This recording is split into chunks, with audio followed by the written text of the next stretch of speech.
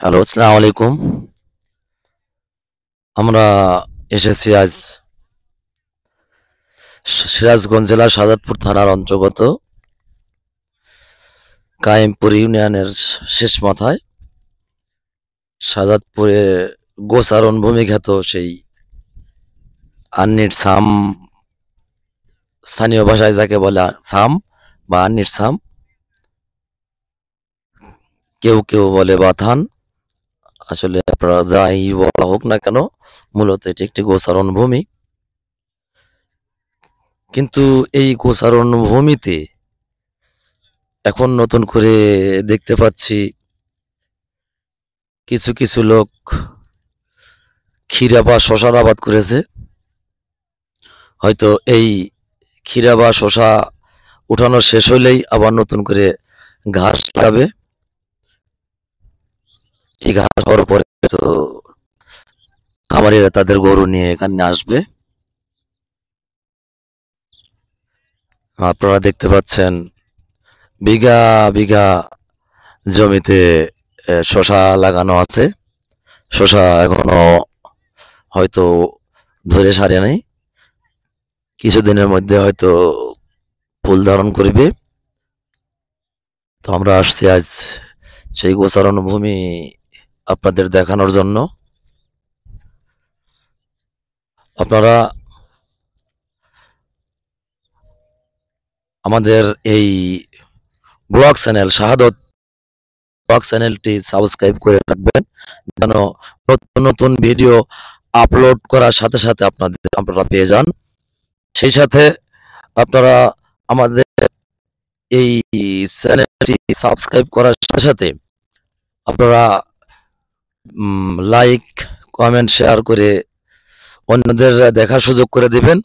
আর আমাদের চ্যানেল সম্পর্কে যদি আপনাদের কোনো মতামত থেকে থাকে তাহলে কমেন্টের মাধ্যমে জানাবেন। তো সুপ্রিয় শ্রোতা, আর এই কথা না বাড়িয়ে আমরা দেখতে থাকি সেই গোচারণ ভূমি খ্যাত শাহাদাতপুরের কায়েমপুর ইউনিয়নের অন্তর্গত আন্নির বাথান নামে পরিচিত সেই বাথানটি। তো আপনাদের বলে রাখা ভালো, আমরা যে জায়গায় আছি আমরা যে জায়গায় আছি সে জায়গাটা সে জায়গাটা শাহাদাতপুর থানার পশ্চিম সীমান্তে। পশ্চিমে আছে ধলাই নদী, ধলাই নদীর ওপাশেই পাবনা জেলার ফরিদপুর থানা। এই আপনারা দেখতে পাচ্ছেন বিঘা কি বিঘা ক্ষীরা বা শশার আবাদ হয়েছে। হয়তো এই ক্ষীরা বা শশা উঠানোর পরেই ঘাস লাগাবে। তখন হয়তো গাছটা বড় হলে খামারিরা তাদের গরু নিয়ে এখানে আসবে।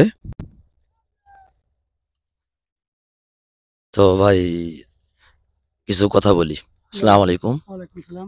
আপনার নাম? আমার নাম আব্দুল জলিল, বাড়ি কোথায়? শ্রীগোবিন্দপুর। তো এখানে আপনারা এটা কিভাবে আবাদ করতেছেন? এটা আমরা এই মোহনপুর থেকে বীজ-টিজ কিনে নিয়ে এসে আবাদ করি। আসলে কি জমি আপনাদের নিজস্ব নাকি না, এই লিজ নেওয়া? জমিটা আপনার লিজ নেওয়া। আচ্ছা, এই আঙ্গারো থেকে লিজ লিছি। আচ্ছা, আমরা জানি এই জমিটা হয়তো ওই গোচারণ ভূমি বা বাথান যাকে বলে, জি, এই বাথান এরিয়া। জি। এখানে আপনারা এই ক্ষীরা চাষ করতেছেন, কোনো সমস্যা হচ্ছে না? না, আমার এখানে ধরেন যে এই বিন্নের সোফা ছিল তো বড়, বড় আচ্ছা, আচ্ছা। মানে সুন্দরবন ঘাস হয় না। ঘাস হয় না। তো আমরা এরা করলে যে তাহলে আমার একটা বছর এই চাষ করে দেন। ঘাস হয় না, আমরা ঘাস বুনতে পারি না। এই আমরা প্রায় আমি তো এই ৮ বিঘে ১০ বিঘে বই লিছি। এখানে আমার ধরো যে ৫০ টা পাইট লেগছে এই বিনের সোফা সাফ করতে। আচ্ছা, আচ্ছা, আর আমরা এমনি এখন ৫-৬ বিঘে লিছি। তাতে আমার ধরো পাট হিসেবে আমার লস দেখেছি হিসেবে। আচ্ছা, আচ্ছা। বুঝছেন? ঘাস দিতে আমার ব্যয় ভালো হচ্ছে টিয়া। তো আপনারা যে এই আবাদটা করতেছেন, এই ক্ষীরা উঠানো শেষ আপনাদের? হ্যাঁ, আমরা এই ক্ষীরে তুলিয়া এরা কইছে ক্ষীরে তুললে পরে আমরা হাতে, হাতে আমরা ঘাস বুনে দেবো। আচ্ছা, ঘাস আচ্ছা। বুনে দিয়ে গরু হয়তো খাওয়াবো। ঘাস বনবে, এরপরে তারা খামারিরা গরু নিয়ে এসে হ্যাঁ, গরু নেবে। গরুলে খাবে, হ্যাঁ। তো আপনাদের খরচ কিরকম পড়তেছে বিঘা প্রতি? আমাদের খরচ বিঘে প্রতি মানে সুন্দরবন সাফ করছি জঙ্গল। এই আচ্ছা, বৃন্দাবন সাফ মাপ করছি তাতে আমার ৬০,০০০ টা বিঘায় যাবিত খরচ যদি পড়তেছে। আচ্ছা 60,000 এমনি টাকা। 50,000 40,000 পরে মানে কিন্তু এরপরে কি আপনারা মোটামুটি দামটা যদি ভালো থাকে কিছু লাভের আশা হ্যাঁ, করছেন ইনশাল্লাহ? আল্লাহ বাড়ছে আমার এবার খিরার দাম ভালো। আচ্ছা, আচ্ছা, দাম আপনার এখন 1700, 1800 এরকম যাচ্ছে। আর যদি 1000 থাকে তাও আমরা কিছু কামাই করতে পারবো আরকি। আচ্ছা, আর যদি হয়তো 400-500 টাকা থাকে তাহলে আমার যে পাটের মানে টেকা গাছ এগুলি ওটা কঠিন আরকি। আচ্ছা ঠিক আছে ভাই। ভালো থাকেন। আসসালামু সালাম আলাইকুম। ওয়ালাইকুম আসসালাম। সুপ্রিয় দর্শক শ্রোতা, আমরা এতক্ষণ কথা বললাম এখানকার ক্ষীরা চাষীর সাথে। উনি ওনার মতামতটা আমাদেরকে জানালেন। তো আসলে মূলত এই জায়গাটা গোচারণ ভূমির জন্যই বা গোচারণ ভূমি ওই হয়তো এখানে অনেক আগাছা জন্মেছিল। ওইটা পরিষ্কার করার জন্য ওনাদের লিজ দিছে। ওনারা লিজ নিয়ে আগাছাটা পরিষ্কার কইরা ক্ষীরার আবাদ করেছে বা ক্ষীরা চাষ করেছে। এই ক্ষীরাটা হয়তো ৪০, ৪২ বা ৪৫ দিন এর আবাদটা থাকবে। এরপরে ওনারা চলে যাবে। হয়তো তারপরে চাষ করে এখানে আবার গাছ লাগাবে। গাছ লাগানোর পরে গাছ বড় হবে। এরপরে খামারিরা বড় নিয়ে তো আপনারা দেখতে পাচ্ছেন যে সারা এলাকা জুড়ে শুধু শসা বা ক্ষীরা আর ক্ষীরা। চারিদিক সবুজ আর সবুজ। দেখতে পাচ্ছেন হয়তো ওনারা এই তাদের ক্ষীরা গাছে ওষুধ দিচ্ছে বা ভিটামিন দিচ্ছে।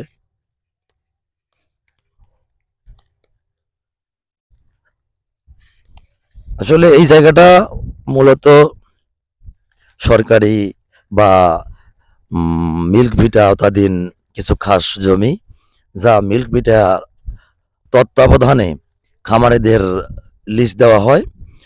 আর খামারিরা এখানে তাদের প্রয়োজন মতো ঘাস বা চাহিদা মতো ঘাস এখানে বপন করে। সেই ঘাস যখন খাওয়ার উপযোগী গোখাদ্য হিসেবে খাওয়ার উপযোগী হয়, তখন তারা তাদের খামার থেকে গরুগুলো নিয়েই বাথানে নিয়ে আসে। এসে হয়তো গোয়াল বা খামারের যা যাবতীয় জিনিসপত্র লাগে, ওইগুলো এখানে এনে রাখে এবং গরুগুলো এখানে তাদের এই গোচারণ ভূমিতে চড়ায় আরকি। আর এই এইখান থেকে যে দুধটা উৎপাদন হয়, এই দুধগুলো মিল্ক ভিটা বাঘাবাড়ি মিল্ক ভিটা বাংলাদেশ সমবায় সমিতি লিমিটেডের আন্ডারে সমবায় সমিতি লিমিটেডের আন্ডারে মিল্ক ভিটা তে এরা দুধটা পৌঁছায়। এখানে হয়তো মিল্ক ভিটা বাঘাবাড়ি কারখানা আছে। ওইখানে হয়তো পাস্তুরাইজ করে বা বিভিন্ন জিনিসপত্র দুধের তৈরি বিভিন্ন জিনিসপত্র বানায় এবং তরল দুধ এখান থেকে পাস্তুরায়িত করে ঢাকার মিরপুরে এনাদের যে কারখানা আছে সেখানে হয়তো স্থানান্তর করে। তো আমরা আসছি সেই গোচারণ ভূমিতে।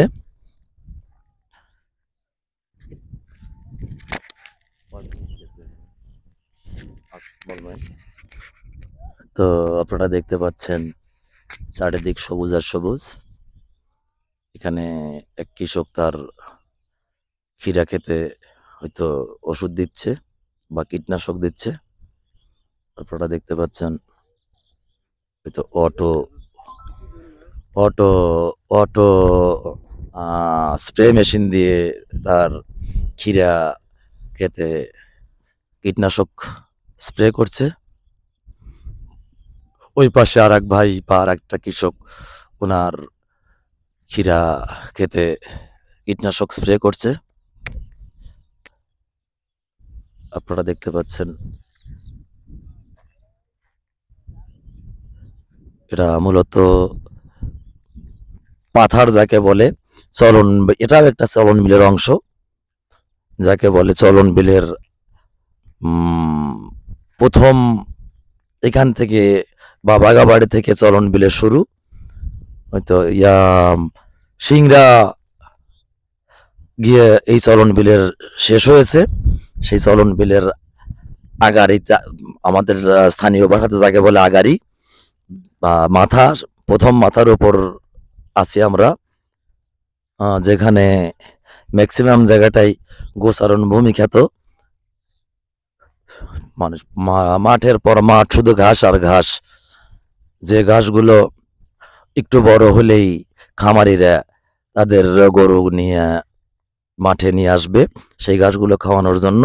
এরপরে হয়তো ঘাস কাটার পরে বা খাওয়ানোর পরে যথারীতি ইরিগেশনের সময় শুরু হয়ে যাবে, তখন চাষাবাদ শুরু করবে। আর একটি কথা আপনাদের বলে রাখা ভালো, আপনারা হয়তো জানেন সিরাজগঞ্জের শাহজাদপুর, উল্লাপাড়া, পাবনার সাথিয়া, বেড়া, ফরিদপুর, চাটমোহর এই এলাকাগুলো বাংলাদেশের দুধ সাগর নামে খ্যাত। কেননা এই এলাকাতে একটি বাড়ি মূলত একটি খামার। প্রতিটি বাড়িতেই 2টা, 3টা, 5টা, 7টা, 10টা, 50টা, 100 বা 200 গবাদি পশু আছে। যে গবাদি পশুগুলো তাদের নিজস্ব পদ্ধতিতে লালন পালন করে থাকেন এবং এরা মিল্ক বিটার সমিতির আওতাধীন বিভিন্ন গ্রামে সমিতি করে দেওয়া আছে, যেখানে তারা সকাল বা বিকেল বেলা দুধটা দহন করে ওই সমিতিতে নিয়ে জমা দেয়। ওইখান থেকে হয়তো তারা বিভিন্ন ভ্যান, বিভিন্ন টলি যোগে এই দুধগুলো বাগাবাড়ি কারখানায় জমা দিয়ে দেন। এরপরে ওইখান থেকে হয়তো পাস্তুরিত হয়ে বিভিন্ন জিনিসপত্র, দুধের তৈরি বিভিন্ন জিনিসপত্র তৈরি হয়। ওইগুলো সারা বাংলাদেশ ব্যাপী মার্কেটিং করা হয়। তো এই ছিল কথা। আমরা এখন দাঁড়িয়ে আছি শাহজাদপুর থানা কায়েমপুর ইউনিয়নের বিরাঙ্গারো পাঁচপাড়া গ্রামের ঠিক পশ্চিম দিকে।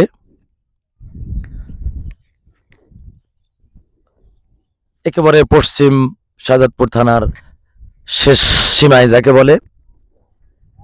এরপরেই পাবনা জেলার ফরিদপুর থানা এরিয়া শুরু। তো ওইখানে আমরা আসছি আজ আপনাদের এই আসলে গোচারণ ভূমি অনেকেই বুঝতে পারে না বা অনেকেই জানে না গোচারণ ভূমিটা আসলে কি, আর এটা আসলে কি ধরনের জায়গা বা কি অবস্থা। তো আসলে আমরা গরুগুলো দেখাতে পারলাম না, এইখানে গরুগুলো আসতে অনেকদিন দেরি হবে। হয়তো পরবর্তীতে যদি কখনো ভিডিও করতে বা আমরা এখানে আসি তাহলে আপনাদের দেখাতে পারবো। তো সেই সাথে আমাদের একটা রিকোয়েস্ট আছে যে আপনারা আমাদের এই শাহাদত ব্লগ চ্যানেলটি সাবস্ক্রাইব করে আমাদের সাথে থাকবেন, যেন আমরা নতুন নতুন ভিডিও আপলোড করার সাথে সাথে আপনারা পেয়ে যান। আর আমাদের এই ভিডিওগুলো লাইক এবং শেয়ার করে অন্যদের দেখার সুযোগ করে দিবেন। আর আমাদের এই চ্যানেল সম্পর্কে যদি আপনাদের কোনো মতামত থেকে থাকে তাহলে কমেন্টের মাধ্যমে আমাদেরকে জানিয়ে দেবেন। এই ছিল আমাদের কথা। আপনারা দেখতে থাকুন আমাদের এই ভিডিওগুলো।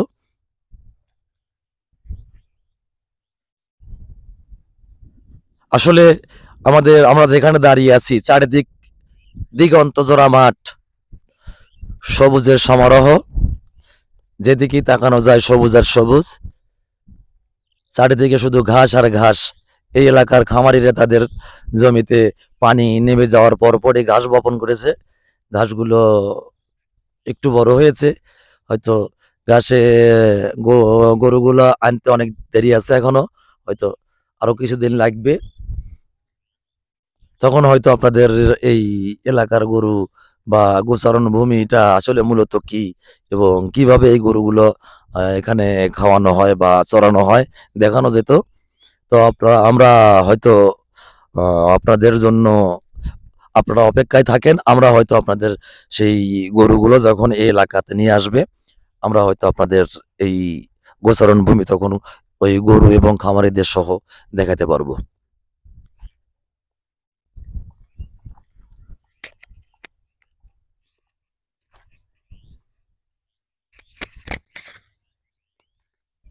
তো আমরা যাচ্ছি সেই শশা বা ক্ষীরা ক্ষেতের পরে ওই ছামের উপরে যে ঘাসগুলো বপন করছে সেই ঘাসগুলোর দিকে। মূলত যে এরিয়ায় আমরা দাঁড়িয়ে আছি পুরো এলাকায় আপনার গোচারণ ভূমি বা বাথান নামে পরিচিত এলাকায় শুধু ঘাস আর ঘাস। এই ঘাসগুলো বড় হবে, এরপরে তাদের খামারিরা তাদের গরু নিয়ে এখানে আসবে এবং বিভিন্ন জায়গায় অস্থায়ী ঘর বা গোয়াল যাকে বলে, ঘর উঠিয়ে ওই গরুগুলো ওইখানে রাখবে। হয়তো সেই জ্যৈষ্ঠ আষাঢ় মাসে যখন জ্যৈষ্ঠ আষাঢ় মাসে যখন বর্ষা আসে তখন গরুগুলো নিয়ে বাড়িতে চলে যাবে। এই পর্বটা শেষ করলাম। পরবর্তীতে আপনাদের সাথে আবার যোগ হচ্ছে বা পরবর্তীতে আবার আপনাদেরকে দেখানোর জন্য চেষ্টায় থাকছি। খোদা হাফেজ।